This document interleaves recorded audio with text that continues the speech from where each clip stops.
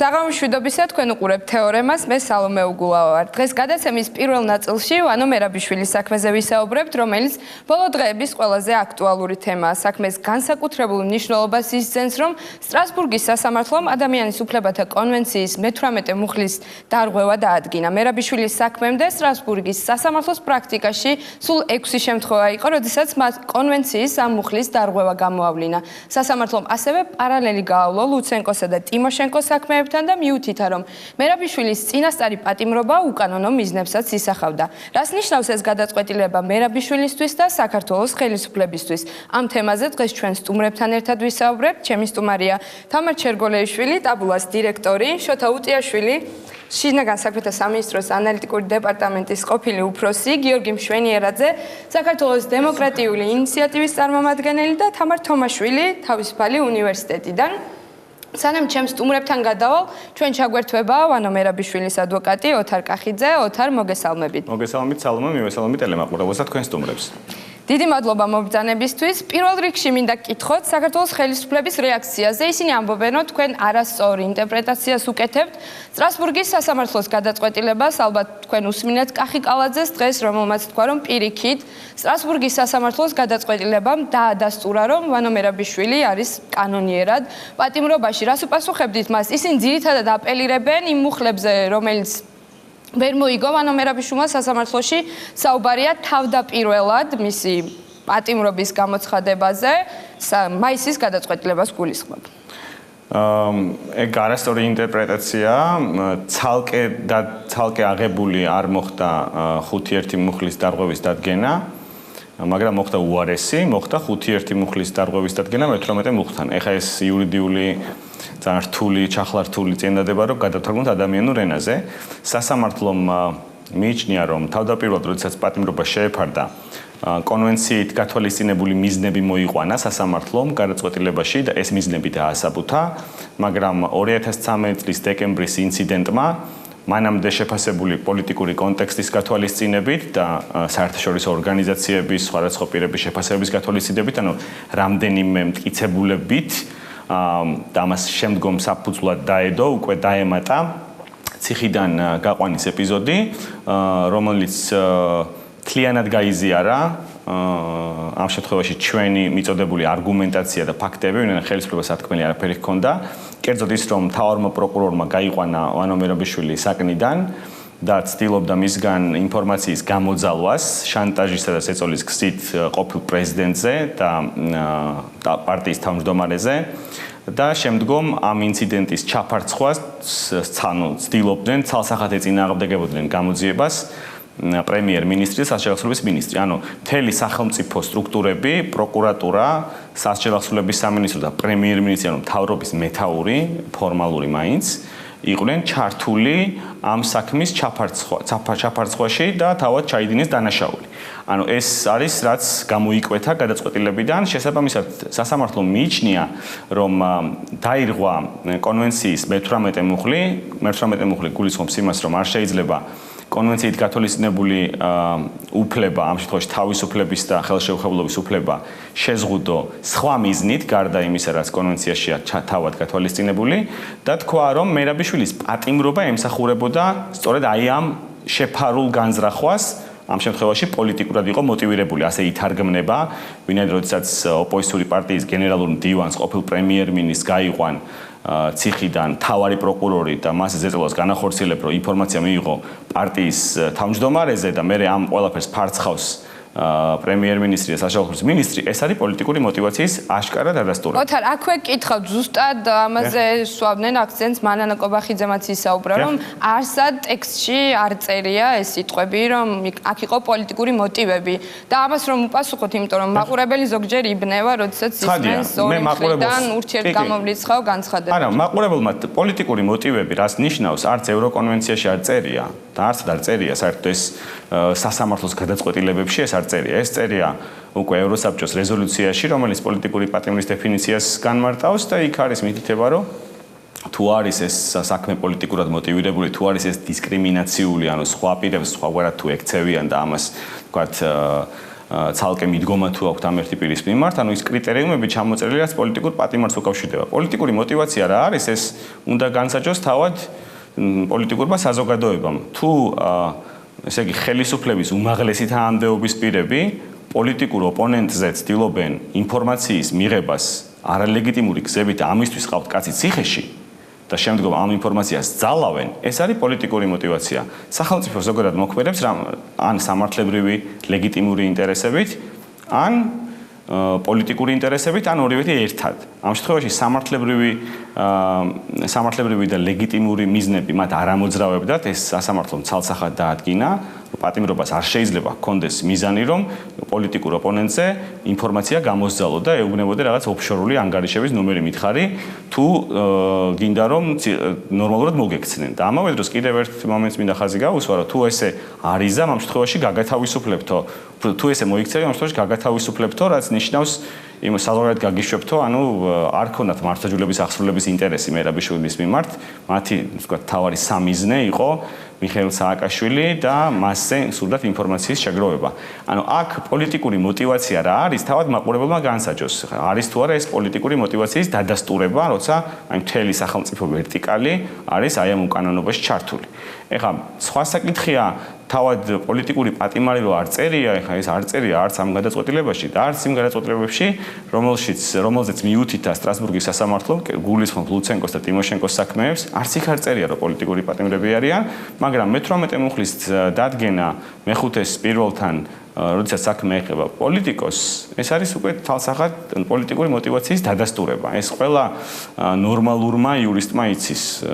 ამას არ ჭირდება ზედმეტი ცების კითხვა. ეს ყველა სტანდარტული შემთხვევაა და მსოფლიოსთვის ცნობილი პოლიტპატიმრები იყვნენ ლუცენკო და ტიმოშენკო და აქვე მინდა დაუბრუნდე ჩვენი ხელისუფლების რეაქციას. მათი რეაქცია გაჭრილი ვაშლივით გავს იანუკოვიჩის მთავრობის რეაქციას, რომ ეს მხოლოდ წინასწარ პატიმრობას ეხებოდა და ეხლა უკვე მისჯილი აქ ამ ადამიანს. ამაზე კითხავთ ზუსტად, ეს თქვა თეატრულუკიანმა, რომ ამ ყველაფერს აღარ აქვს მნიშვნელობა, იმიტომ რომ სარჩელიც ეხებოდა წინასწარ პატიმრობას და ვანო მერაბიშვილს უკვე მისჯილი აქვს არაერთ საქმეზე, არაერთი წელი.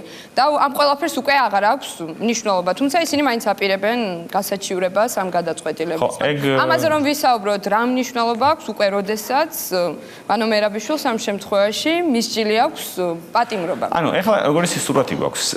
ევროსასამართლომ უკვე დაადგინა, რომ რაღაც სხვა მიზნები ამოძრავებდა უმაღლეს ხელისუფლების უმაღლეს თანამდებობის პირებს მერაბიშვილის პატიმრობასთან მიმართებაში. ანუ ეს კაცი ციხეში სხვა რაღაცისთვის ყოლი 10. სხვა რაღაცის გამო მოხდა ამ ადამიანის თავისუფლების შეზღუდვა. ეს უკვე დადგენილია.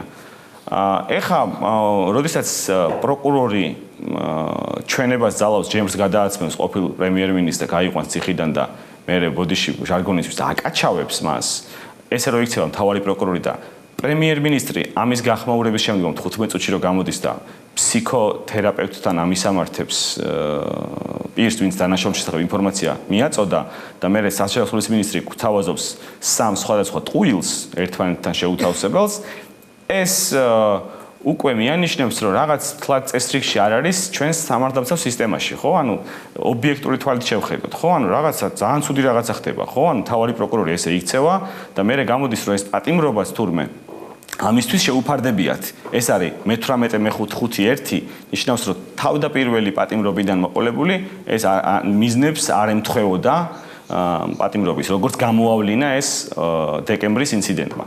და შესაბამისად, თუ ნდობის ხარისხი უკვე არის დაბალი მართლმსაჯულების სისტემის მიმართ, თუ ის სისტემა გამოიყენება პოლიტიკური мотиваციით, ჩვენებების თუ რაღაც ინფორმაციის გამოსაძალად და პატიმრობის დანიშნულება სხვა არის და ამ შემთხვევაში იყენებენ პოლიტიკური მიზნებით, ბუნებრივია ეჭქვეშ დგება ზოგადად სამართლის სისტემა ქვეყანაში და განსაკუთრებით მაშინ, როდესაც ეს ეხება პოლიტიკურ ოპონენტს. ეს იყო ასე იყო, იგივე იყო ლუცენკოს შემთხვევაში, იგივე იყო ტიმოშენკოს შემთხვევაში. ორივეს მისჯილი ჰქონდა და წინასწარ პატიმრობას დაკავშირებით ეს დადგა, შემდგომ დადგა საკითხი მათი გათავისუფლების, ვინაიდან ისინი არიან გახდნენ პოლიტპატიმრები. იგივე იყო რასულ ჯაფაროვის საქმეშიც, რომელიც ასევე მისჯილი ჰქონდა, გამოიტანა ევროსასამართლომ გააწყვეტილება მე-5, მე-18-ეს დარღვევა, რაც იყო ვენაბიშვილის შემთხვევაში ასევე და რამდენიმე საათში გაათავისუფლა აზერბაიჯანის პრეზიდენტმა ის პირი, ვინაიდან ძალიან უხერხული სიტუაცია იქნება, როცა მე-18 მუხლის დარღვევის დადგენა ხდება. რეზოლუცია იქნა მიღებული ამ შემთხვევაში. არა, რეზოლუციაც მნიშვნელოვანი იყო, მაგრამ სტრასბურგის გადაწყვეტილება იყო ამ ყველაფრის მთავარი мотиваტორი, ეს აუცილებლად უნდა აღინიშნოს. დიახ, ამას მოყვა. ამას რა თქმა უნდა, სტრასბურგის გადაწყვეტილება გამოვიდა, ახლა ამას შემდგომი ნაბიჯები უნდა მოყვეს. ხელისუფლების მხრიდან ძალიან უცნაურ განცხადებებს ვიგებთ, რომ მათ თითქოს სტრასბურგის სასამართლომ კანონიერად ცნო ყველაფერი, მაგრამ მაინც ვასაჩივრებთ ყველაფერი კანონიერად. აი რა შანსები აქვს? ამაზე მინდა კითხოთ, იმიტომ რომ ერთხმად იქნა ეს გადაწყვეტილება მიღებული და ეს შანსები, პრაქტიკულად არ არსებობს, ეს არის ნულის ტოლი, ერთხმად მიღებული გადაწყვეტილება, განსხვავებული აზრი არავის არ დაუწერია, არ არის საკითხი, რომელიც რაღაც არაორდინალური თემა არის. ტიმოშენკო, ლუცენკოს საქმეები არის ძალიან მყარი საფუძველი, იმიტომაც არის ეს პარალელი გავლებული ამ გადაწყვეტილებაში. ამას ეყრდნობა, ძალიან წააგავს არსებული პოლიტიკური კონტექსტი, მაშინდელ უკრაინულ პოლიტიკურ კონტექსტს. ეს პარალელი იმდენად ნათელია და იმდენად მტკიცებულებები აბსოლუტურად არაფერი არ წარუდგენია მთავრობას 2014 წელს, არაფერი არ წარუდგინა საერთოდ, სივრცე არ არსებობს გასაჩივრებისთვის, შესაბამისად ვერც Grand Chamber-ამ დიდ პალატამდე ვერც მიაღწევს ეს ეგრეთ წოდებული საჩივარი. ისინი უბრალოდ დროის გაწელვას ცდილობენ. და ბოლოს კითხავთ, თქვენ თვითონაც ახსენეთ, რომ გახდნენ ისინი პოლიტიკური პატიმრები მას შემდეგ, რაც ეს გადაწყვეტილება მიიღეს სტრასბურგში, როდესაც მაგალითები მოყავდათ უკრაინის შემთხვევაში, ეს გახდომა ეს ბევრისთვის ბუნდოვანი პროცესი, პოლიტიკური პატიმარი არ არის სამართლებრივი სტატუსი მაგალითად. რა არის შემდეგი ნაბიჯი მაგალითად, რომ მერაბიშვილის აღიარება მოხდეს პოლიტიკურ პატიმრად საერთაშორისო დონეზე, რაც შემდგომში როგორც ხდება ხოლმე მერე ზეწოლას იწვევს ამა თუ ხელისუფლება, როგორც აზერბაიჯანის შემთხვევაში იყო მაგალითად. ეს არის ევროსაბჭოს მხრიდან, პოლიტიკური ინსტრუმენტები უნდა ამოქმედდეს. ეს არის მინისტრთა კომიტეტი, რომელმაც თავად მიღებული გადაწყვეტილების აღსრულებაზე უნდა წაუყენოს პირობები და მისცეს თავისი რეკომენდაციები მთავრობას. ეს არის საპარლამენტო ასამბლეა, რომელმაც უნდა მიუსადაგოს დამტკიცებულ კრიტერიუმებს პოლიტიკური პატიმრის ესა თუ ის საქმე, ამ შემთხვევაში მერაბიშვილის საქმე. აქვე ერთი დეტალი მინდა დავამატო, რომ ვანო მერაბიშვილი ციხეში ზის უკვე 3 წელზე მეტია. ეს არ არის ახლანდელი რაღაც საქმე, 3 წელი ადამიანი უკვე ციხეში ზის. მას აქვს მისჯილი 3 სხვადასხვა სისხლის სამართლის საქმეზე და ჰაერშია საკითხი, მას შეუკრიბავენ ამ სასჯელებს თუ შთანთქმის პრინციპის გამოყენება მოხდება. ამავე დროს მიმდინარეობს კიდევ 3 სისხლის სამართლის საქმე მის მიმართ, ეს არის რაღაც შეტევა, რომელიც განახორციელეს ამ ადამიანზე მისი დემონიზების პარალელურად, ეს რაც მიმდინარეობდა და პრაქტიკულად ჩვენ იმის საშუალებაც კი არ მოგვეცა დაცვის მხარეს, რომ საქმეები სამართლიანი სასამართლოს უფლებასთან მიმართებაში გვეცადა მისი გასაჩივრება. იმდენად დაუსრულებელი ჯაჭვია, რომ პრაქტიკულად ამ საქმეების გადასინჯვის გულისხმობ დასაბუთებულობის ნაწილში, იმიტომ რომ კრიტიკას ვერ უძლებს ეს საქმეები დასაბუთებულობის ნაწილში, მტკიცებულებების ნაწილში, მაგრამ ჩვენ სტრასბურგში მე-6 მუხლთან მიმართებაში ამ საქმეების წაღებას ვერ ვახერხებთ, იმიტომ რომ ამას უბრალოდ აზრი არ აქვს და მე მინდა საზოგადოებას ასევე შევახსენო ის, რომ ხელისუფლების მიერ მოწვეულმა მონიტორებმა, ეუთოოდირის დამკვირვებლებმა, რომლებიც სასამართლო პროცესებზე დადიოდნენ, დაწერეს დასკვნა, კიდევ ერთხელ ხაზს გაუსვამ, ხელისუფლების მოწვეულმა დამკვირვებლებმა დაწერეს დასკვნა, რომ ვანო მერაბიშვილის საქმეებში სისტემურად ირღვეოდა სამართლიანი სასამართლოს უფლება და ესეც ერთგვარი ინდიკატორია, რომ თვითონ საქმეების ხარისხი და მათი წარმართვა როგორც ხდებოდა, ისიც არ შეესაბამება იმ საერთაშორისო სტანდარტებს, რაც აქ არის დადგენილი და ბოლოს მინდა დავასრულო ეს ყველაფერი იმით, რომ ჯონ მაკეინს აქვს ნათქვამი ესეთი რამ რუსეთ-საქართველოს ომის დროს, რომ მე მესმის, რომ ომი საქართველოს არ დაიწყო, რადგან ვიცი, რომ ტანკები არ დაფრინავენ. იმიტომ რომ ტანკები რახან მობილიზებული იყო ჩვენ საზღვართან, ესე იგი რუსეთი წინასწარ გეგმავდა და ტანკების გადაადგილება საკმაოდ დიდი დრო ჭირდება. ხელისუფლებამ როცა თქვა, რომ ჩვენ აეხლა გავათავისუფლეთ სასამართლო და იგი გახდა დამოუკიდებელი, აი ეს რაღაც ერთი ხელის მოსმით უცებ სასამართლო დამოუკიდებელი გახადეს, უცებ გახადეს პროკურატურა დამოუკიდებელი და დეპოლიტიზებული და ასე შემდეგ, ესეთი რაღაცები უცებ არ ხდება.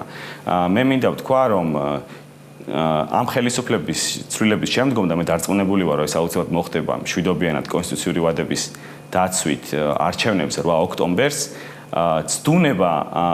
ცდუნებას არ უნდა აყვეს ახალი ხელისუფლება და არავითარ შემთხვევაში არ უნდა დაიწყოს ოპონენტების პოლიტიკური დევნა. იმიტომ, პირველ რიგში იმიტომ, რომ სამართლებრივი სისტემა შეუძლებელია იყოს, შეუძლებელია ხა რაღაც ერთ წელიწადში მაგალითად სასამართლო სისტემა ფუნდამენტურად შეცვალო ისე, რომ პოლიტიკურ ოპონენტზე წაყენებულ ბრალს კონდეს ნდობის მაღალი ხარისხი. იმიტომ რომ ეს არის ძალიან მოწყვლადი სისტემები, ძალიან მძიმე მემკვიდრეობის, კორუფციული მემკვიდრეობის და შემდგომ პრაქტიკულად ძალიან ზედმეტად ლოიალური იყო სასამართლო ხელისუფლება პოლიტიკურ ხელმძღვანელობასთან და ამიტომ ამ სისტემას არ ქონდა ნდობა, არ აქვს ნდობა და მომავალშიც არ ექნება თუ გადაწყვეტს შემდგომი ხელისუფლება იმას, რომ დაიწყოს ახლა მინისტრების და პრემიერ-მინისტრების დევნა. ამას ასეთი აღქმა ექნება მაინც დასავლეთში, ვინაიდან ტანკები არ დაფრინავენ და სასამართლოს კი, არა, ეს არის გზავნილი ასევე. კი, მესმის უბრალოდ მე წარმადგინეთ როგორც ვანო მერაბიშვილის ადვოკატი, მაგრამ ამავე დროს ვარ ერთიანი ნაციონალური მოძრაობის დეპუტატობის კანდიდატი და მაქვს ასევე სურვილი, რომ საზოგადოებას მიმართო იმის შესახებ, რომ ჩვენ არ ვაპირებთ პოლიტიკურ ოპონენტებზე ანგარიშწორებას, მათ ციხეში გამოკეტვას, ჩვენ ვაპირებთ პოლიტიკურ ოპონენტებთან პოლიტიკურ დაპირისპირებაში, პოლიტიკური ოპონირების რეჟიმში მუშაობას და ამომრჩევლის დარწმუნებას თუ ვინ არის უკეთესი. ხოლო სამართლებრივი მექანიზმები არსებობს იმათთვის, ვინც ჩადის დანაშაულს, რაც აწუხებს ჩვენს მოქალაქეებს, ჩვენს ამომრჩეველს. დანარჩენი, აი სამსახურებრივი უფლებამოსილების გამოყენების სტანდარტებთან დაკავშირებით, ყოველთვის შეიძლება ოპონენტის ციხეში გამოკეტვა. დიდი მადლობა ოთარ ჩართვისთვის და ამ და სხვა თემებზე მომდევნო ეთერებშიც ვისაუბრებთ ზუსტად თქვენი უკვე ახალი სტატუსიდან გამომდინარე. გემშვიდობებით, დიდი მადლობა. დაუბრუნდებით ჩემს სტუმრებს, მადლობა მობრძანებისთვის. თამარ, თქვენთან მექნება პირველი შეკითხვა. 18 მუხლი ისმის რამდენიმე დღეა და ბევრი ადამიანი დარწმუნებული ვარ იბნევა, როდესაც ესმის 18, მე-5 პირველთან მიმართებაში და ასე შემდეგ. იურისტების საყვარელი თემა და რომ ახსნათ უფრო მარტივ და ადამიანურ ენაზე, რას ნიშნავს სახელმწიფოსთვის ამ შემთხვევაში საქართველოსთვის, როდესაც სტრასბურგის სასამართლო ადგენს, რომ ერთი ადამიანის, ამ შემთხვევაში პოლიტიკურ ფიგურის, ვანო მერაბიშვილის მიმართ დაირღვა ეს მუხლი. კი ბატონო, 2 დღეა ვადევნებთ თვალს დისკუსიას ამ საკითხთან დაკავშირებით და შევამჩნია ერთი რაღაც, რომ ადამიანებს გონიათ, რომ პოლიტიკური პატიმარი აუცილებლად უნდა იყოს უდანაშაულო. მე არ ვამბობ, ვანო მერაბიშვილი დამნაშავეა, უდანაშაულოა, ეს თალკე საკითხია, იმიტომ რომ სასამართლომ რომელმაც მაგის უფლებები დაარღვია, მის ვერდიქტს მე არ ვენდობი, შესაბამისად ამ თემაზე არ ვსჯელობ, მაგრამ პოლიტიკური პატიმარი არ ნიშნავს იმას, რომ ადამიანი არის აუცილებლად უდანაშაული. ამ თემაზე ვისაუბრებთ. ეხლა ხდება ხოლმე, რა გონიათ, რომ ნელსონ მანდელა უდანაშაულო იყო? ვინც ეს გონია, რომ ნელსონ მანდელა იყო უდანაშაულო და დანაშაული არ ქონდა ჩადენილი და ტერორში ეჭმიტანილი არ იყო საფუძვლიანად და ადამიანები არ ყავდა. რაც თვითონ რაშიც გამოწყდა, თორე რასაც აბრალებდნენ, იმაზე არ თუ საუბრობ. მაგრამ გამომდინარე იქიდან, რომ მის დაკავებას ჰქონდა პოლიტიკური მოტივი, სწორედ ამიტომ ის იყო ჩათვლილი პოლიტიკურ პატიმარად. მაშინ ეს განმარტოთ კარგად. იგივე თავისუფალი დემოკრატები ამბობენ, რომ მაგალითად ვანო მერაბიშვილი არის კრიმინალი, ის კონკრეტული დანაშაულებისთვის ის ციხეში უკვე მას აქვს უკვე მისი. გასაგებია, ვანო მერაბიშვილი არის კრიმინალი. კრიმინალების ხედან ციხეში, ხო, თქვა არის კრიმინალიზის ციხეში. ნორმალური იქნება ადამიანი, რომ აი იგივე ცაგარეიშვილი თავისუფალი დემოკრატები რას ვთქვენ, რომ ადამიანი რომელიც ციხეში ზის, ის აწამო? იმიტომ რომ ის ცუდი ადამიანია? ეხლა უტრირებას ვახდენ. მაგრამ ადამიანი დამნაშავე ადამიანსაც, ამ ძიმე დანაშაულში ეჭვმიტანილ ადამიანსაც აქვს თავისი ღირსება. წინა ხელისუფლებას მაგას არ ვედავებოდით? შესაბამისად, ის უნდა იყოს სამართლიან სასამართლო პროცესის მიერ განსჯილი. აქედან გამომდინარე, როდესაც მის მიმართ ირღვევა უფლება, როდესაც ირღვევა მისი უფლებები, ეს არც ერთ შემთხვევაში არ ნიშნავს იმას, რომ უფლებადარღვეული პატიმარი არ არის დამნაშავე. ეს არის ცალკე თემა, მაგრამ ამ შემთხვევაში ხო რა ხდება? მე-18 მუხლის დარღვევა ნიშნავს იმას, რომ როდესაც ხელისუფლება მოქმედებდა არა მართლმსაჯულების ინტერესებით, არამედ ქონდა კიდევ რაღაცა ფარული ინტერესები, hidden agenda. პირდაპირ წერია იმაში, რა ქვია, გადაწყვეტილებაში. ეს იმას ნიშნავს, რომ მე შეიძლება, არ ვიცი, წავიდე და უკანონოდ მოვჭრა ხე სადმე და ეს იყოს დანაშაული მართლა სისხლის სამართლის დანაშაული იყოს, არ ვიცი მე ჩავიდინა მართლა ესეთი დანაშაული. მაგრამ მე თუ მიჭერენ იმისთვის რომ ეს დანაშაული გამოიყენონ საბაბად იმისთვის რომ მე აღმიკვეთონ პოლიტიკური საქმიანობა, ამ შემთხვევაში ევროპის საბჭოს კრიტერიუმების მიხედვით, რომელიც დაამტკიცა 47 ქვეყნის საპარლამენტო ასამბლეამ. სწორედ იმიტომ რომ უნდა დადგენა ჩვენ მეზობელ ქვეყნებში, სომხეთში და აზერბაიჯანში არსებობდნენ თუ არა პოლიტიკური პატიმრები, დაადგინა ესეთი რაღაც, რომ თუ ადამიანი იმ შემთხვევაშიც კი თუ იმან შესაძლებელია ჩაიდინა დანაშაული, თუ ამ დანაშაულისთვის კი არ ზის. არამედ ზის იმიტომ, რომ ის არის პოლიტიკურად აქტიური, ან მის მიმართ არსებობს სხვა ტიპის პოლიტიკური ინტერესი, ის ითვლება პოლიტიკურ პატიმრად. არც ერთი არასოდეს ევროპის ადამიანის უფლებათა ევროპული სასამართლო გადაწყვეტილებაში არ მსჯელობს პოლიტიკას.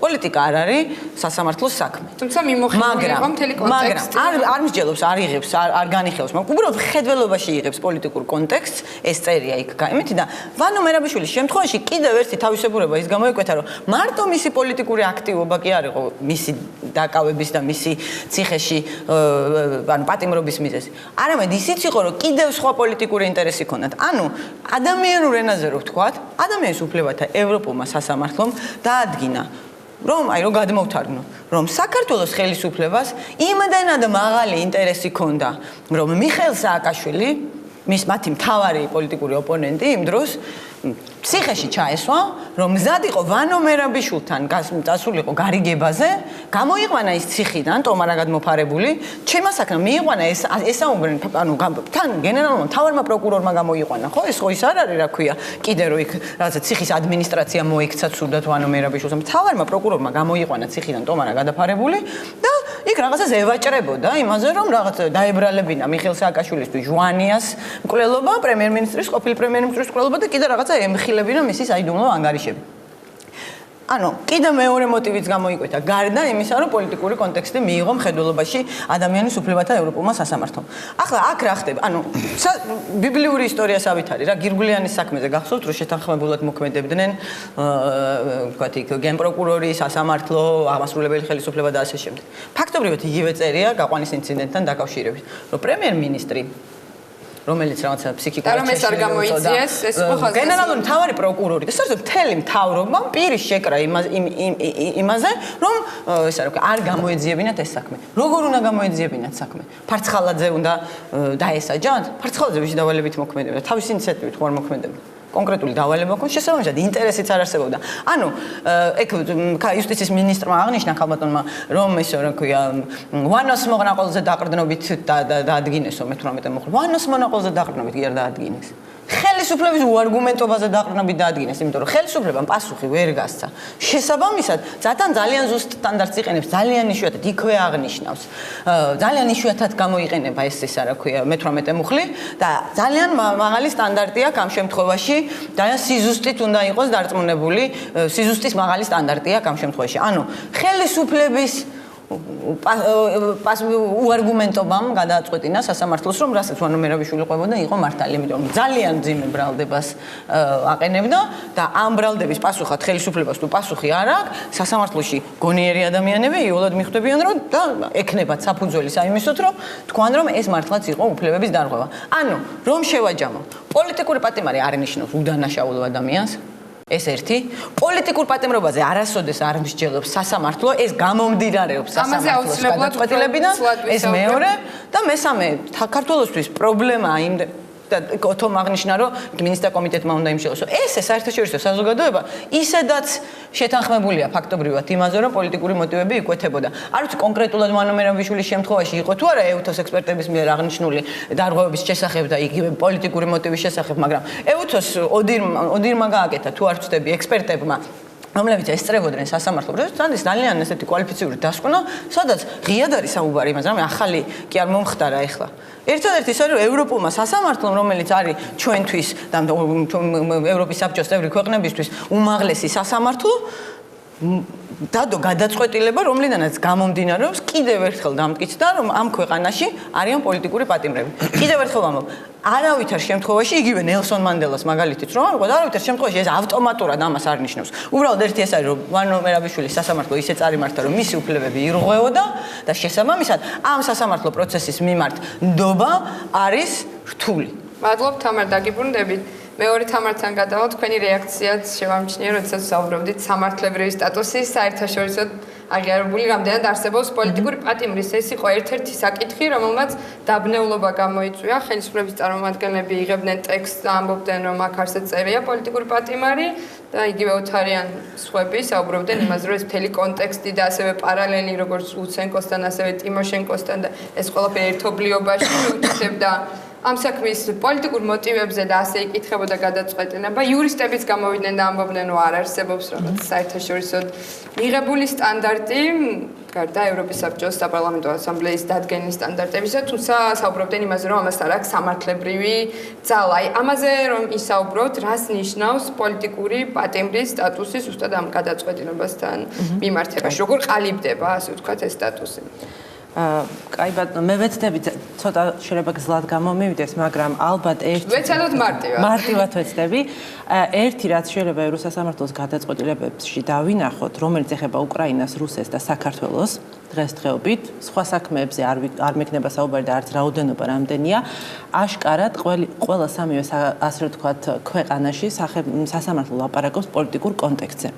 მაგრამ ერთადერთი რაც მე თვალში მომხვდა პირადად ამ გადაწყვეტილებაში არის, რომ პირველად სასამართლომ ამ პოლიტიკურ კონტექსტს უფრო დიდი ყურადღება მიაქცია, ვიდრე ეს იყო მაგალითად უკრაინის შემთხვევაში, როდესაც სასამართლო კვეთავის პოლიტიკურად ლუცენკოს და ტიმოშენკოს საქმეში რუსეთთან მიმართებაში იყო ორი საქმე, გოსინკი და ხოდორკოვსკი.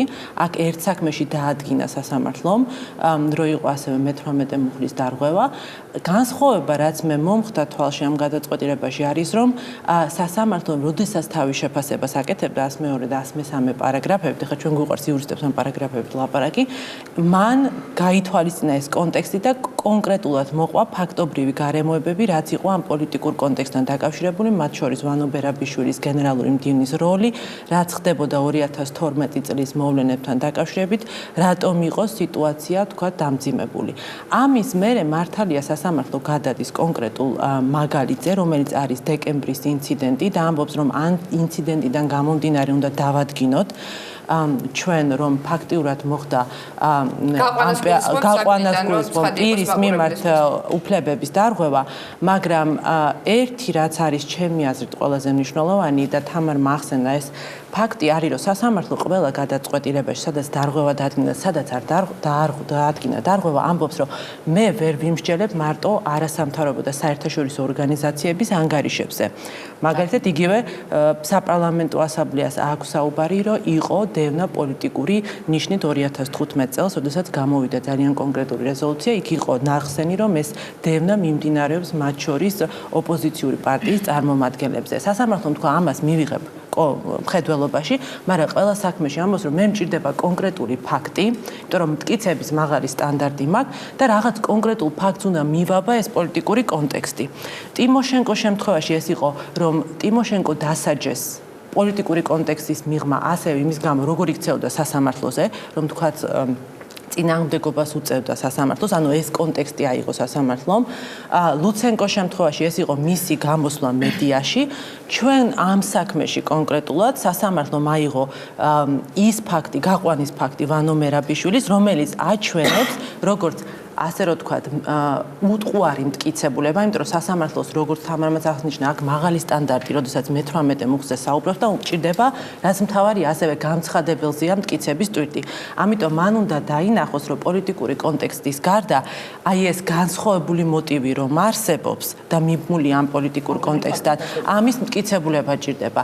სასამართლომ რაც გააკეთა და მისცა შესაძლებლობა ამ შემთხვევაში მოპასუხეს სახელმწიფოს, რომ თავი გაემართლებინა, იყო, რომ როდესაც მოხდა ეს ფაქტი, რამდენად იყო საქართველოს რომ იცა იქ თქვით. ხო, საქართველოს გამოძიება და ყოფილიყო ეფექტური გამოძიება. მე ვცდილობ რომ ვიყო ამ შემთხვევაში ასე რომ ვთქვათ, მიუკერძოებელი, ნეიტრალური და შევხედო ამას ობიექტურად, ხო, რა გააკეთა სასამართლომ განსხვავებით სხვა საქმეებიდან. აქ იყო პირდაპირ მოცემული ფაქტობრივი გარემოებები და აღნიშნულია სასამართლო გადაწყვეტილებაში, რომ გამოძიებასთან დაკავშირებით არ იყო დამაკმაყოფილებელი ინფორმაცია. არსებობს ერთი მოწმის ასევე ჩვენებაც, რომელიც ადასტურებს კიდევ რომ ეს გაყვანა მოხდა და სასჯელსრულების დეპარტამენტის წარმომადგენლის კი ნახსენები არის ეს. ლალი მოროშკინა. და გაბაგნელი მოროშკინაზე. ინიციალები იყო მითითებული, თუმცა ჩვენ ვიცით. და ზუსტად ამიტომ ჩათვალა რომ მოხდა მე-18 მუხლის დადგენა. ეხლა მე ერთი რაღაცის თქმა მინდა ამასთან მიმართებაში კიდევ ერთი რაც არის მნიშვნელოვანი. პირველად ჩვენ ხედავთ რომ სასამართლომ ასევე მართალია ან შეიძლება ამის საფუძველზე ავტომატურად არ დაადგინა დარღვევა, მაგრამ არსებითად ძალიან კარგად იმსჯელა, თქვათ, არსებულ საერთაშორისო ორგანიზაციების და არასამთავრობო ორგანიზაციების მიერ წარმოდგენილ პოზიციაზე, როდესაც ხდებოდა, თქვათ, პოლიტიკური ნიშნით წინასწარ პატიმრობის შეფარდება ოპოზიციური პარტიის წარმომადგენლებზე. მე ვახსენე საპარლამენტო ასამბლეა, ასევე მოხსენიებული აქვს სასამართლოს თავის ანგარიში ევროსაბჭოს უმაღლესი კომისრის განცხადებები და ასე შემდეგ. ამიტომ ერთიანობაში, რა თქმა უნდა, სასამართლო არასდროს არ იტყვის, რომ პოლიტიკური ნიშნით არის ადამიანი დაკავებული. რატომ? იმიტომ რომ ეს არ არის სასამართლოს უფლებამოსილება. მაგრამ სასამართლომ განიხილა კონტექსტი პოლიტიკური და თქვა, რომ არის კონკრეტული ფაქტი, რომელიც გვაჩვენებს, რომ არსებობდა განსხვავებული მოტივი, რატომაც ამ ადამიანზე მოხდა ამ ადამიანის მიმართ მოხდა დაკავების განხორციელება. თამარ მოკვე ახსენა ეს კონკრეტული მოტივი რა იყო, მათ აინტერესებდათ ორ ფაქტთან მიმართებაში ინფორმაცია. ზურაბ ჟვანიას საქმე და მიხეილ სააკაშვილის ფინანსურ მდგომარეობასთან დაკავშირებით და ეს საკმარისად ჩათვალა სასამართლომ, რომ დაედგინა მე-18 მუხლის დარღვევა. დიდი მადლობა თუმცა პოლიტიკური კონტექსტი რომ ხედველობაში მიღებული აქვს და კი არა, მე თვითონ პირველადი დაკავების საფუძვლიანობაზე, სადაც ამბობს, რომელიც საფუძვლიანად ჩათვალა პირველი დაკავება, ხო, როდესაც ის დააკავეს.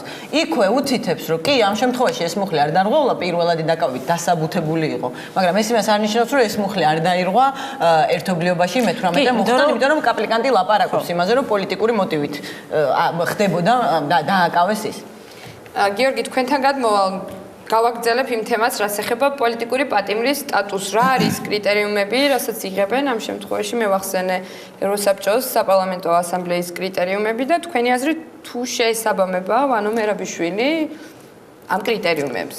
რომელიმე მათგანს მაინც, იმიტომ რომ ერთიც საკმარისია რომ ჩაითვალოს. ელმაყურებლებს ჩვენმა ორგანიზაციამ ჯერ კიდე გასულ წელს გააკეთა ანგარიში, რომელსაც ერქვა პოლიტიკურად მიკერძებული მართლმსაჯულება საქართველოში, სადაც მოხილველი იყო როგორც ვანო მერაბიშვილის, ასევე სხვა პოლიტიკური ლიდერების საქმეები და არა მარტო ლიდერების საქმეები, აქვე საუბარი შეეხებოდა, ვთქვათ, ეგრეთ წოდებული კაბელების საქმეზე პასუხისგებაში მიცემულ პირებს, ისინი თავად პოლიტიკური ფიგურები ესე ვთქვათ არ არიან, მაგრამ ბუნებრივია მათ საქმეს კონტექსტად მიყვება პოლიტიკა, ისევე როგორც ანგარიში შეეხო გიგი უგულავას და შესულიყო გიგი უგულავას საქმეებიდან რამოდენიმე ძალიან მნიშვნელოვანი ეპიზოდი, შეეხო ყოფილი პრეზიდენტის მიხეილ სააკაშვილის წინააღმდეგ წარმოებულ საქმეებს, შეეხო ბაჩან ახალაიას წინააღმდეგ წარმოებულ საქმეებს და ბუნებრივია ამ საქმეებთან მიმართებაში არსებობდა სერიოზული კითხვები. ჩვენ სწორედ ამ ანგარიშის შეფასებისას გამოვიყენეთ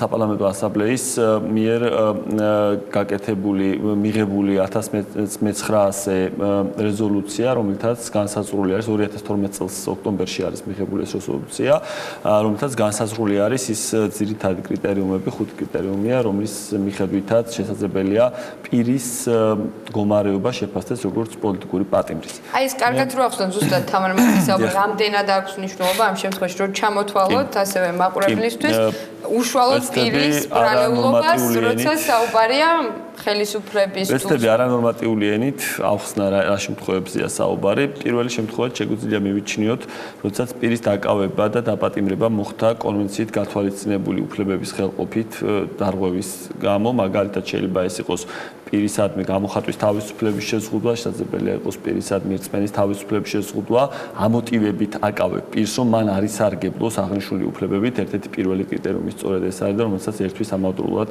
შესაძლებელია ერთოდ ეს რომელია, რომელიც თქვენი აზრით შეესაბამება ვანო მერაბიშვილის საქმეს. მაშინ როგორც მახსოვს პირველი ეგ იყო, მეორე ეს არის, ოდესაც ამ ტიპის დანაშაული ზოგადად საერთოდ არ წარმოადგენს სამართალ დარღვევას, მაგრამ მისი იზოლირება ხდება, იმიტომ რომ პირს აქვს პოლიტიკურ საქმიანობას ეწევა. ასევე არის ერთ-ერთი კრიტერიუმი წარმოადგენს, რომ პირის დაკავება ან დაპატიმრება ხდება ფორმალურად დანაშაულისათვის, მაგრამ ამ დანაშაულისათვის სხვა შემთხვევაში არ აკავებენ სხვა ადამიანებს, ანუ ზოგადად არ გამოიყენება პატიმრობა ამ ტიპის ქმედებებისათვის, ამ დისკრიმინაციული მიდგომა ხდება. ასევე ანგარიში ასახულია, რომ შესაძლებელია დაკავება კანონიერად მოხდა, მაგრამ შემდგომ უხანგრძლივენ მას ან არაპროპორციულ საჯელს უნიშნავენ იმისათვის, რომ ის პატიმრობაში დარჩეს იმაზე მეტხანს, ვიდრე სხვა ადამიანები რჩებიან მსგავსი დანაშაულისათვის პატიმრობაში. ეს არის ის ძირითადი საკითხები, როგორც მახსოვს, რომელიც მოცემულია ამ რეზოლუციაში ზეპირად, რაც ახლა გავიხსენეთ ეს თქვა ადამიანებზე მოვყევი, თამარს აქვს კიდეც რეზოლუცია, მეგონი ყველა ჩამოთვალე. მე მგონი ყველაფერი თქვი რაც. ამ საქმესთან შესაბამისობაში. ორი კრიტერიუმი არის, ერთი არის დისკრიმინაცია და მეორე იგივე ქმედებებისთვის სხვების არ დაკავება, ანუ სხვებისთვის არ გამოიყენებოდა პატიმრობა, როცა ამაზე ვსაუბრობთ რა არის, კარგად ჩანს ეს ადამიანის უფლებათა ევროპული სასამართლოს გადაწყვეტილებაში, როდესაც საუბარია მეხუთე მუხლის მესამე პუნქტზე. მესამე პუნქტის გამოყენებას ერთი ნაწილს ამაში ვეხოთ და მე მეხუთე ერთი და მე-18-ისთან ერთობლიობაში. როგორც მინიმუმ სასამართლომ პატიმრობაში დატოვა ადამიანი, პოლიტიკოსი. უბრალოდ განმარტავ მაყურებელი ცოტა დაიბნევა, ორი მუხლის დარღვევა დაადგინა, ეს მეხუთე მესამე რაც ახსენეთ, ეხებოდა, როდესაც ვანო მერაბიშვილს გაუგრძელეს წინასწარი პატიმრობა. ვანო მერაბიშვილის პირველადი დაკავება, როდესაც მოხდა მაისის თვე იყო, როგორც მახსოვს, მაისის თვიდან სექტემბერში 22-25 მაისი 22 მაისი იყო სასამართლოზე წარდგენილი პირველად. 20 სექტემბრის თვეში ვანო მერაბიშვილი წარდგენილი იქნა კვლავ სასამართლოზე, როდესაც მან მოითხოვა საკუთარი აღკვეთის ღონისძიების პატიმრობის გაუქმება და შეცვლა არასაპატიმრო ღონისძიებით, რომელსაც სასამართლომ მხოლოდ ერთი სიტყვით უპასუხა ერთინადებით, რომ არა. ანუ ეს იყო რეალურად სასამართლოს პასუხი. ამიტომაც ევროსასამართლო და ევროპული სტანდარტი ადამიანის უფლებების ძალიან კარგად იცის ჩვენმა სასამართლოებმა, რომ ჩვენ არ დავიწყოთ ახლა, რომ იუსტიციის მინისტრი გამოდიოდა და ჩვენ მოსამართლეები უნდა გადავამზადოთ. ნამდვილად შემიძლია გითხრათ, რომ ჩვენმა სასამართლო სისტემამ, მათ შორის მოსამართლეებმა, რომლებიც იყენებენ აღკვეთის ღონისძიებების ინსტრუმენტს, ესე ვთქვათ, ძალიან კარგად იციან ეს სტანდარტები. ახლა თავს მოვიტყუებთ, რომ არ იციან. იციან, მათ არაერთი ტრენინგი გაუვლიათ, არაერთი გადამზადება და 10 წელია უკვე ფაქტობრივად ამის სწავლებაში არიან. უბრალოდ მას არ ქონდათ არგუმენტი, გამართლება, რომ დაესაბუთებინათ, რატომ უნდა დარჩენილიყო კვლავ პატიმრობაში ვანო მერაბიშვილი. იმიტომ რომ სხვადასხვა არგუმენტებს ეტაპობრივად ვამბობთ ხოლმე, რომ ეს არის თქვათ, რომ შეიძლება მოწმეებზე იქონიოს ზემოქმედება, მაგრამ ყველა მოწმე დაკითხული იყო. შესაძლებელია თქვათ, რომ მტკიცებულებს განადგურებს, ყველა მტკიცებულება მოპოვებული იყო საქმეს და გადაცემული იყო სასამართლოზე. ანუ ყველაფერი ამოწურული იყო, რაც უნდა ყოფილიყო ამის საფუძველი. მიმალვას არაპირებდა ეს ადამიანი, თავად ცხადებოდა და ვერ იტყოდნენ, რომ მიმალება, ხო? ამიტომ მათ თქვენს პასუხი არა გაგრძელდეს ავტომატურად. და ამიტომაც მიიჩნია, რომ სასამართლომ ეს დადგა. ეხლა მოდი ესე ვთქვათ, სხვა შემთხვევაში იქცევა თუ არა სასამართლო ესე. რა თქმა უნდა, სხვა შემთხვევაში სასამართლო ესე არ იქცევა. ან აქვს მას მტკიცებულები, რის გამოც პატიმრობას უგრძელებს, ან თუ არა აქვს მტკიცებულები ათავისუფლებს. როგორც მინიმუმ, სწორედ იმიტომ, რომ ვანო მერაბიშვილი იყო ხელისუფლებისთვის პოლიტიკურად მიუღებელი პერსონა, სასამართლომ დაუტოვა მას პატიმრობა, როგორც მინიმუმ რო არ ვიმჩნევთ მაშინ როგორ მოხდა მისი დაკავება და რა იყო დაკავების საფუძველი. მე სხვათა შორის, როდესაც ევროსასამართლო მეხუთეს პირველ პუნქტთან მიმართებაში მიიჩნია, რომ ეს აბსოლუტურად დასაბუთებული იყო, მე ვფიქრობ, რომ რადგანაც მეხუთე 5.1 პუნქტი 18-თან ერთობლიობაშია, ფას ამიტომ ნაკლები კრიტიკულად მიუდგა თავად მეხუთე მუხლის პირველი პუნქტი თავდაპირველი დაკავებისა და აღკვეთის ღონისძიების შეფარდების საფუძველს. თუმცა მე ვფიქრობ, რომ ჩემი პირადი მოსაზრება და ჩვენც ანგარიში ჰქონდა ასახული, რომ მისი თავდაპირველი დაკავების გამართლებაც იყო ხელოვნურად შექმნილი მტკიცებულებებით, უნდა ვთქვათ, იმიტომ რომ ის თავად გამოცხადდა, ყოველთვის ცხადებოდა სამართალდამცავ ორგანოებში, არასდროს იყო საუბარი, პასპორტზე იყო ცოლი, რაღაცა სადღაც მალე წავიდა იქ რაღაც. არ იყო მიმალვის საფრთხე, იმიტომ რომ თავად ცხადებოდა საგამოძიებო ორგანოებში. ანუ საუბარი იმაზე, რომ პირი შესაძლებელია მიიმალოს და დაკავების და ეს ყველა საინტერესო არის, რომ დაკავება უნდა იყოს სასამართლო ბრძანებით. ეს ჯერ დააკავეს და სასამართლოს მე რო წარუდგინეს, როგორც მახსოვს ესე იყო მაშინ და არ იყო სასამართლო ბრძანება წინასწარ აღებული მის დაკავების შესახებ. მის შექმნის საქმეში ნამდვილად ესე იყო. და თქვას რომ გადაუდებელი აუცილებლობის გარმოება იქვე გამოჩნდა. ეგ იყო ხელოვნურად შექმნილი პროცესი ხა. რატომ არ გაითვალისწინეთ სტრასბურგის გამოძიება დაწყებული იყო, მტკიცებულები მოგროვებული იყო და სასამართლო ბრძანება არ აუგია დააკავეს და მე წაუდგინეს სასამართლოს. მაგრამ ეხლა ძალიან ვიწრო დეტალებში წავედი ან მან რა მინდოდა იცი გიორგი კარგად რა გვეხსნა რომ ჯერ თავარი პრობლემა ხო რა არის თავისთავად დანაშაული შეიძლება კონდეს ძალიან ბევრ ადამიანს ჩადენილი მაგრამ ჯერ რომ მიზანში შენიღებ არასასურველ პირს და მერე ეძებ რა არის რა აქვს დანაშაული ჩადენილი ეს განსაკუთრებით თვალსაჩინოდ გამოჩნდა ახალაიას შემთხვევაში და აუცილებლად მინდა მოუყვე კეზერაშვილის შემთხვევა იმიტომ რომ ვესწრებოდი იმ პროცესს როდესაც მოსამართლემ ძალიან ლეგიტიმური კითხვა დასვა კეზერაშვილი აიყვანეს ნიცაში რაღაცა სპირტთან დაკავშირებული საქმის გამო, რომელში ყველა იმაში გამართლდა ყველა ინსტანციაში აქ საქართველოში, ოღონდ ნუ მაშინ წარმოებაში იყო საქმე. კეზერაშვილთან ერთად იქ იმყოფებოდა აყვანის მომენტში, როდესაც ის საფრანგეთში აიყვანეს, ნიცაში აიყვანეს, მე მგონი, ამ საქმის მთავარი ფიგურანტი, ვინც არის. იქ ჯანაშვილზე იყო ლაპარაკი. მოთხოვნა იმიდან საქართველოს ხელისუფლებიდან წასული იყო კეზერაშვილზე და არა ჯანაშვილზე. და მოსამართლემ ხდომალო დაიწყო პირველი რაც იკითხა რომ საქმეში ჩაიხედა და ესეც ხო ამ საქმეშია და თან თავარი პირი ეს არისო თავარი მოქმედი პირიო და მარტო კეზერაშვილზე რატომ მოვიდა მოთხოვნა და პასუხი ადვოკატს ჰქონდა პირდაპირ მზად იმიტომ რომ ამისი პოლიტიკური ინტერესი აქვს და ამის შემდეგ ეს როგორ დამთავრდა ალბათ მოგეხსენებათ რომ თვითონ პროკურორმა პროცესზე კეზერაშვილის პროცესზე ექსტრადიციის პროცესზე ფაქტობრივად პროკურორი არის ექსტრადიციის მომთხოვნის სახელმწიფოს ჩვენ შემთხვევაში საქართველოს ადვოკატი რა ესე გამოდის ის ითხოვს იმის საქართველოს სახელით ის საუბრობს პროკურორმა მოითხოვა არ გადაცეთო ესეთი რამ და ნუ მე ამას მოყვა უკვე ბრიტანეთი სადაც ბუნებრივი მხედველობაში მიეძებს და იქაც პოლიტიკურად ჩათვალეს ეს არის რა ჯერ მიზანში იღებდნენ არასასურველ პირებს რატო დაემართათ ბაჩუ ახალაიაზე 1000 საქმე რო ჩამოეშალათ ჯერ იღებდნენ მიზანს პირებს და მზად არ იყვნენ იმისთვის ანუ ჩვენ აი წამება საშინელი ფაქტი მოხდა ხო ამ წამების გამოძიება რო დაეწყოთ და მიიყოლოდნენ ესე ნელ-ნელა და მისულიყვნენ სადღაც მაღალი თანამდებობის რაღაცა პროცესის შედეგად ამ შემთხვევაში გასაგები იქნებოდა რომ ადამიანი დაიჭირეს პროცესის შედეგად გამოვლენილი იმის მე რა ქვია რაღაცა გამოვლენილი რომ დაასრულოს ყოველთვის ამ დაკავებებს წინ უძღოდა მაღალი თანამდებობის პირების განცხადებები. ისინი ჯერ ადანაშაულებდნენ ადამიანებს კონკრეტულ ფაქტებში, ზეპირად პოლიტიკურ დებატების ფორმატში და შემდგომ სამართალდამცავი ორგანოები ცდილობდნენ ამ საქმეებთან დაკავშირებით კითხვებულების მოგროვებას. ანუ ფორმატი ესეთი იყო. თითქმის ყველა საქმეზე, რომელზეც ბრალი ჰქონდა წარდგენილი, ეს იქნება ბაჩანახალაია, ეს იქნება ესე ვთქვათ, გიგი უგულავა, ეს იქნება ვანო მერაბიშვილი, თითქმის ყველა საქმეზე, რომელიც ჩვენ ყველა ანუ 100%-ით არ ქონებოდა ნაწილი საქმეების მერე ბრალდების ნაწილი თქვათ არ იყო ჩვენთვის ხელმისაწვდომი ბოლომდე. რაც იყო.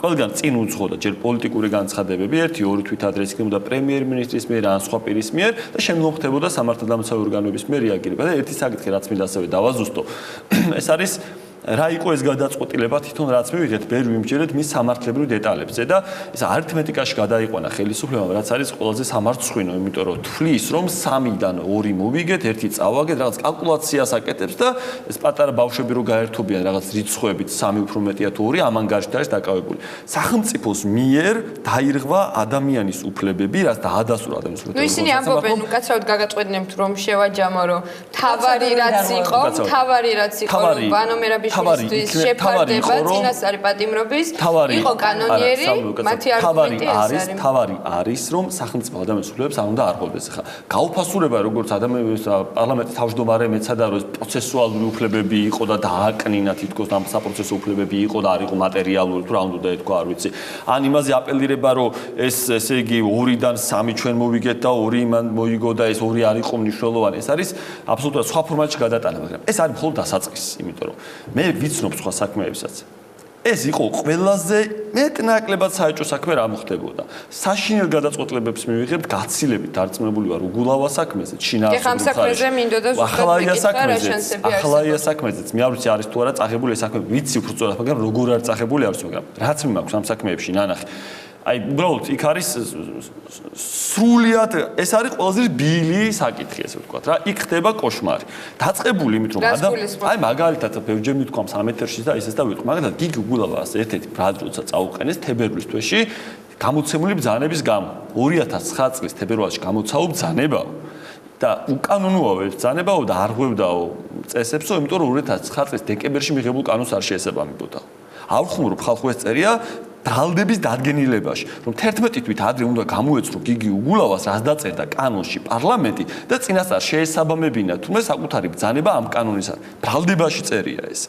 როდესაც ვცხოვრობთ პრეზიდენტ სააკაშვილზე მაგალითად. პრეზიდენტს ბრალი აქვს წაყენებული შეწყალების უფლებამოსილების გამოყენების გამო. აი როცა უცხოელებს ველაპარაკებით ამ თემას და უხსნია არჯერად და გონიათ თარგმანის პრობლემა და ვერ იგებენ როგორ შეიძლება პრეზიდენტს აუყენო ბრალი ეს პირები რატო შეიწყალი ამის გამო ის მისი აბსოლუტური უფლება. ანუ ესეთი დეტალებია ძალიან ბევრი ამ საკითხში. აი რო შევხედოთ ბაჩან ახალაია საქმეს. ხო? აი კარგად ჩანს ერთ-ერთ გადაწყვეტილებაში სასამართლოზე პროკურორი შუამდგომს რომ მართალიაო ეხლა აქ აღკვეთის ღონისძიება საქმეზე, მაგრამ ეს საქმე მთავრდება 5-6 დღეშიო და შეიძლება მის მიმართ გამართლებელი განაჩენი გამოვიდოს და ამიტომ ახალი შეუფარდოთ რომ გარეთ არ გავიდოს და სასამართლო აკმაყოფილებს შუამდგომლობას. აი ესეთი მოცემულობებია საქმეში და იქ რაები მოხდება ეხლა ხო წარმოგიდგენიათ. ამიტომ იგივე გიგიზე ვსაუბრობდით და უგულავას საქმეზე და საკონსულტაციო სასამართლოს მიერ დადასტურებული უკანონო პატიმრობა, რასაც ვერ გაექცევა ვერავინ და ხელისუფლებასაც ოპონირება გადაწყვეტილების შინაარსი არ გაუწევია. შეეცადა ამ გადაწყვეტილების დროში თავიდან აცილებას იმას, რასაც ეხლა სხვა რამებზე ცდილობს სხვა პროცედურები, თუ პროცედურა შეცვალეს, ფორმალიზება მოახდინეს, ავადმყოფობა ჩაანაცვლეს ერთი მოსამართლის უფლებამოსილების საკონსულში საქმე გადაცეს პლენუმს. ეგ არის რა, ანუ ავადმყოფობის ცნობა არ გაჭრა და ავადმყოფობის ცნობა აღარ ჭრის ეხლა და გადავედით ამაზე კანონის შევცვალეთ, მაგრამ ეს ხო დავადასტურეთ ერთი რომ ის პატიმრობა უკანონო იყო უგულავას საქმეში, მაგრამ ეხლა უფრო ვარეს მივიღეთ მე გაათავისუფლა სასამართლომ და ყველაფერი იქნეს თუ ერთ დღეზე მეტი გარეთ არ ყოფილიყო და ეს ხომ ყველამ ვიცით რატომ იყო და როგორ მოხდა. ამიტომ ესეთი პრეცედენტები კიდევ უფრო საშინელ გადაწყვეტილებებს უქადის სასამართლოს. რა არის გამოსავალი? ეკითხულაც არსებობს ბუნებრივია.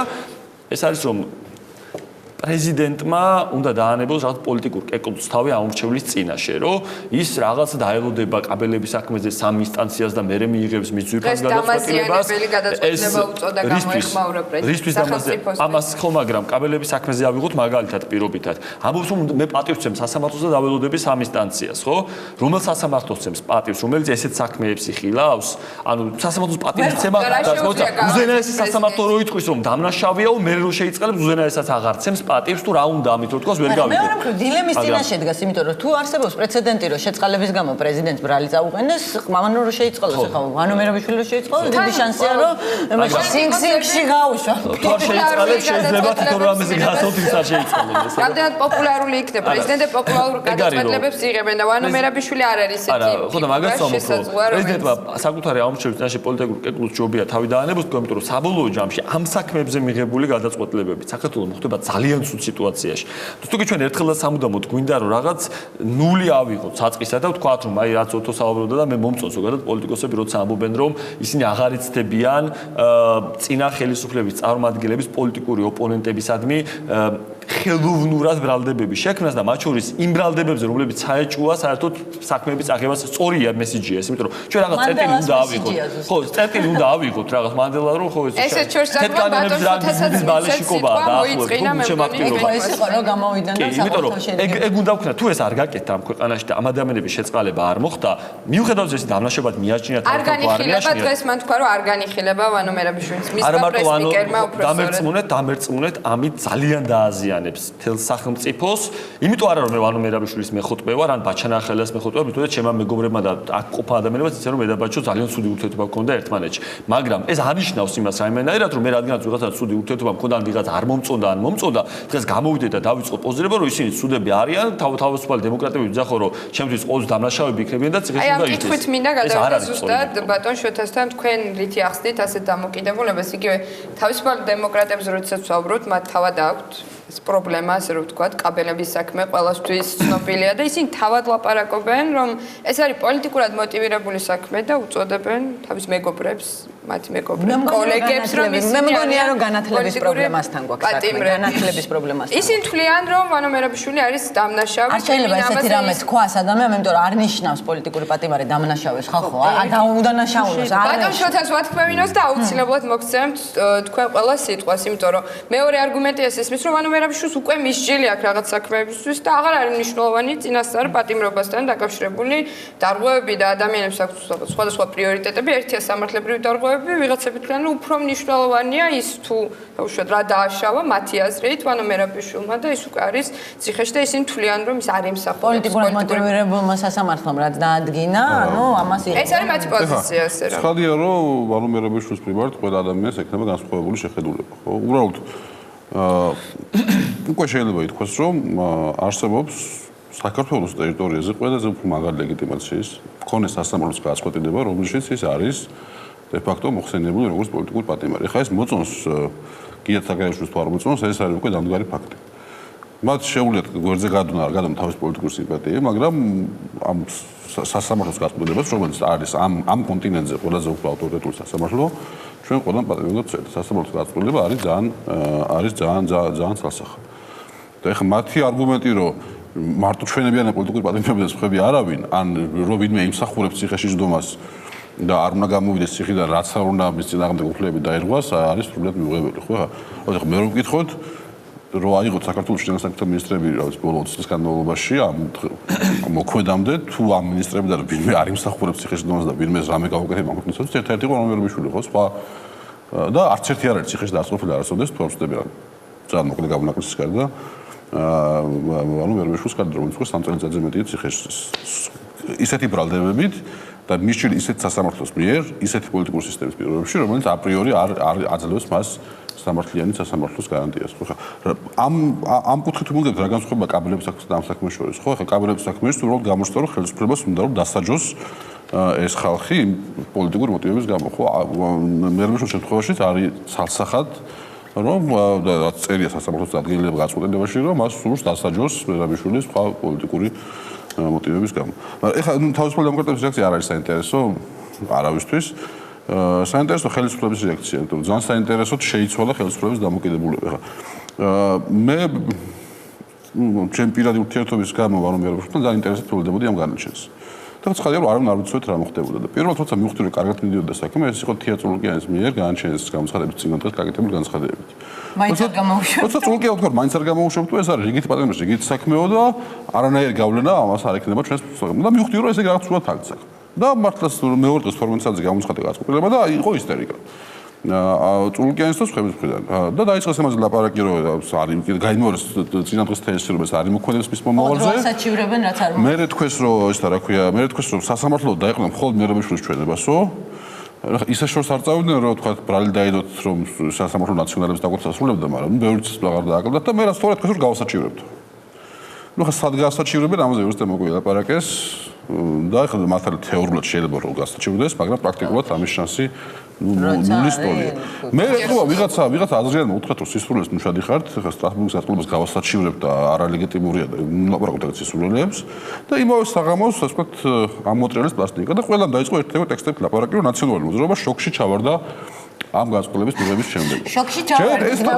ამას მოერდა ის ხალხი რომლებაც რა შოკში ჩავარდა შეიძლება იციან რა მე 18-ს დადგენა სტრასბურგის სასამართლო რა კახი კარაძემ რა იცის რა არის სტრასბურგის სასამართლო მე 18-ე მოხული ხო ან თქვა დეპუტატმა გუგული მაღლაძემ ესე რაღაც დაურიგეს რაღაც ტექსტი ერთ და ამ ყველა ლაპარაკობთ ამ ერთ ტექსტით რომ ნაციონალური მოძრაობა შოკში ჩავარდა სიამდვილეს ჩვენ მოვიგეთ ანუ მიზანი რა იყო მიზანი იყო ის რომ წაგება, მაგრამ ეხლა უნდათ რომ ეს არ ეღიარებინათ დამარცხება ქართული საზოგადოების წინაშე და მოსახლეობის დაბნევის მიზნით მოიგონეს ეს ფორმულა რომ სიამდვილეს ჩვენ მოვიგეთ რა. მაგრამ ეხლა ყველას გაუჩნდება კითხვა თუ მოიგე შედავალს თუ რაღაცას აჩივრებ ხო? ერთი რაღაცის დამატება თუ შეიძლება მინდა იმიტომ რომ ძალიან ხშირად ტელევიზორში ლაპარაკობენ ძირითადად აქცენტი კეთდება რომ აი მეხუთე მესამე მოხული პოლიტიკური პატიმარი წერია თუ არა მაგრამ კიდევ არის ერთი ძალიან მნიშვნელოვანი ფაქტი რაც ჩემი აზრით აჩვენებს რომ სასამართლო გაბრაზდა იმიტომ რომ ფაქტიურად გვაჩვენებს როცა ლაპარაკობთ ამ მე-18 მუხზე მარტივად რა არის რომ არის რაღაცა სხვა მოტივი მიზანი და ამ მიზნისთვის შეიძლება უფლებების დარღვევით სამართალდამცავმა ორგანოებმა ან სახელმწიფო მაქინამ გარკვეული ქმედებები განახორციელოს. ეს არის ნიშანი, რომ ჩვენ უხვევთ, თქვათ, მართლმსაჯულების იმ სისტემიდან, რაც გვაქვს. და აშკარა, როდესაც სასამართლო მისცა საშუალებას საქართველოს რომ გამოიძიეთო და შემდეგ სასამართლოს უკან ცოტა დაუბრუნდა საქართველოს და თქვა რომ გამოძიებას არ ჩავატარებ, მოკვლევა ჩავატარე გენინსპექციის მეშვეობით ეს ეკმარისვიაო. სამართლებრივად არ არსებულია და პლუს სასამართლომ ასევე დაწერა, რაც მე ასევე ცუდად მენიშნა, იმიტომ რომ როგორც წესი აბალანსებს მხარეების პოზიციას თქვა სასამართლომ, რომ ამ მოკვლევაზე ინფორმაცია რო თხოვეო, ამ მოკვლევაზე ინფორმაციაც კი არ გამომიგზავნაო. სახელმწიფომო არ ჩათვალა საჭიროდ რომ თავისი პოზიცია დაეფიქსირებინა ეს გვაჩვენებს ერთ რამეს რომ ცალსახად სასამართლო მიხვდა რომ ნუ თავი დავანებოთ იმას რომ გამოძიება არ მიმდინარეობს და არაფერი არ გაკეთებულა მაგრამ თავსაც კი არ იწუხებს სახელმწიფო რომ გარკვეულწილად თავისი ასე რომ თქვა ვალდებულებები შეასრულოს ეს შეიძლება მოგვიბრუნდეს უკვე უფრო უხეშად შემდეგ საქმეებში იმიტომ რომ სასამართლოს ასევე უკვე შეექმნა მართალი ამას არ დაწერს არ იტყვის რომ არ ვიღებ კონტექსტს ამ საქმეში რაც მოხდა სხვა საქმეებთან მიმართებაში, მაგრამ ფაქტია რომ უკვე სასამართლოს შეექმნა განწყობა, რა შეიძლება იყოს სახელმწიფოს პოზიცია, როდესაც ეხება კონკრეტულ ტიპებთან მიმართებაში, ხო? და ის ისევ გავლენას რას ახდენს? ანუ ჩვენ როდესაც რაც არ უნდა იძახოს სახელმწიფომ, რომ აი მოხდა რეფორმა მართლმსაჯულების სისტემის და სამართალდამცავი ორგანოების, გამოდის რომ ყველაფერი ისევ ისეა. რასაც აკრიტიკებდნენ თქვენ წინა ხელისუფლებასთან მიმართ. მადლობთ და ეს მინდა რომ აღნიშნოთ წულუკიანთან დაკავშირებით წულუკიანისთვის არის ეს განსაკუთრებით დიდი ტრაგედია დარწმუნებული ვარ იმიტომ რომ თავად იცის ძალიან კარგად მუშაობდა 10 წელი ადამიანის უფლებათა ევროპულ სასამართლოში და მისი დაწერილია გირგულიანის გადაწყვეტილება სადაც მისი დაწერილი რა გასაგებრივი რომ მოსამართლეების მიერ არის გადაწყვეტილი უბრალოდ იურისტი წერს და მერე მოსამართლესთან ათანხმებს და მუშაობენ ესე ერთად. აი ეს შეთანხმებული მოქმედება საკნიდან გაყვანის დროს, რომ შეთანხმებულად მოქმედებდა ხელისუფლების ყველა შტო.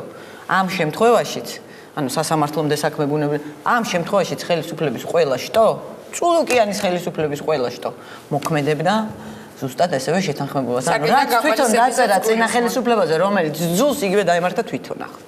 ბატონო, თქვენ ყველაზე ცოტა ელაპარაკეთ, რეპლიკას მოგცემთ და თქვენც აუცილებლად და უნდა დავასრულოთ. თუ კი რაიმეს დამატება გსურთ ამ საქმესთან, ყველა საინტერესო ნაწილია ეს რა გავლენას იქონიებს სხვა საქმეებზე, იმიტომ რომ იგივე იქაც მიმოხილული იყო სხვა სისხლის სამართლებრივ საქმეებზე, რაც ეხება წინა ხელისუფლების წარმომადგენლებს. ანუ კიდევ ვიმეორებ რაც ვიმეორებ სამწუხაროდ იმას, რაც ყველასთვის ცხადია, ანუ საქართველოში ყველაზე უფრო დიდი უფლებამოსილების კოდексს სასამართლომ დაამტკიცა, რომ საქართველოში ამ ხელისუფლების ოპონენტების მიმართ მიმდინარეობს პოლიტიკური დევნა. ეს არ არის პოლიტიკური განცხადება, ეს არ არის რომელიღაც NGO-ს გამქონებული რეკორდი, ეს არის სასამართლოს საბოლოო გადაწყვეტილება. ცხადია, რომ ეს გავლენას იქონიებს ყველა იმ საქმეზე, თქვა ინტერპოლის ზემილპირებზე,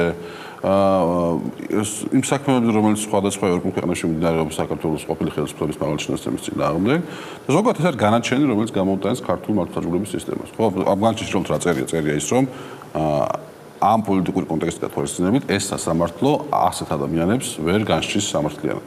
ეს არის აქ თავი. დიდი მადლობა ბატონ გიორგი, თქვენც და უნდა დავასრულოთ. ელენე ხოშტარია გველოდება უკვე მეორე ბლოკში. კი, მე იგივე ვიტყვი, ეხლა აღარ უნდა გავაგრძელოთ მეგობრებო საერთოდ ლაპარაკი იმაზე, რა წერია ამ გადაწყვეტილებაში, იმიტომ რომ ვისაც მისი გაგება უნდა და ძალიან კარგად გაიგო, ვისაც უნდა რომ ელაპარაკა რაც გაიგო, ისე თქვა, ის თქვა და ვისაც უნდა ელაპარაკა სხვა რაც გადაწყვეტილებაში წერია, მაინც სხვას ელაპარაკებს. ეხლა უფრო მნიშვნელოვანია ვიფიქროთ იმაზე, რა მოხდება ამ გადაწყვეტილების შემდგომ, რაზე იმჭერებს მინისტრთა კომიტეტი, რა გეგმას წარუდგენს საქართველოს სახელმწიფო აღნიშნული გადაწყვეტილებაში დაფიქსირებული ხარვეზების გამოსასწორებლად და რა გადაწყვეტილებას მიიღებს მინისტრთა კომიტეტი, იმიტომ მას იქნება ძალიან დიდი გავლენა, ხოლო ხელისუფლების მცდელობა რო ეს გადაწყვეტილება გასაჩივრდეს დიდ პალატაში, ძალიან დაემგვანება ერთი საყოველთაო ცნობილი მოსამართლის ავადმყოფობას.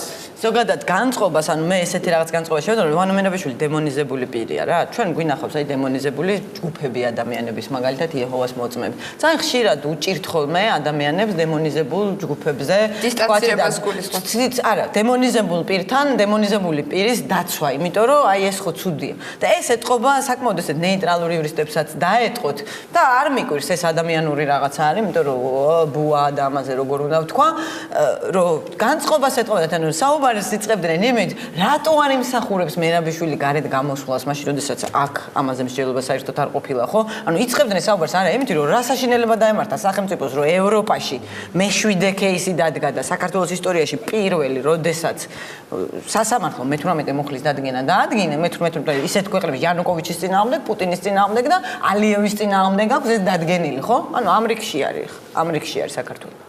აი ამაზე საუბრის ნაცვლად იწყებდნენ იმაზე საუბარს, რომ აი ძალადობას გმობ, მაგრამ აი დაახლოებით ესეთი ტონი შეიმჩნეოდა, მაგრამ ადამიანურია, ხალხი გაიზრდებიან ესენი ყველანი და რა ვიცი, მე იმედია, რაღაც როგორც საზოგადოება განვითარდებით და ვისწავლით იმას, რომ არ არის აუცილებელი ადამიანი გვიყვარდეს, ან პატივს ვცემდეთ, ან რაღაცა ჩვენი მეგობარი იყოს, ან ჩვენი კლანის წევრი იყოს იმისთვის, რომ სამართალდარღვევაზე თვალი არ დავხუჭოთ.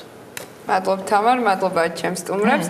ამით გადაცემის პირველი ნაწილი დასრულებულია. მეორე ნაწილში ჩვენ ელენე ხოშტარია შემოგვიერთდება, ერთიანი ნაციონალური მოძრაობის მაჟორიტარი დეპუტატობის კანდიდატი ვაკეში და პარტიული სიის მეორე ნომერი, მასთან საარჩევნო კამპანიაზე, პარტიის შანსებზე, გეგმებსა და მემკვიდრეობაზე ვისაუბრებთ.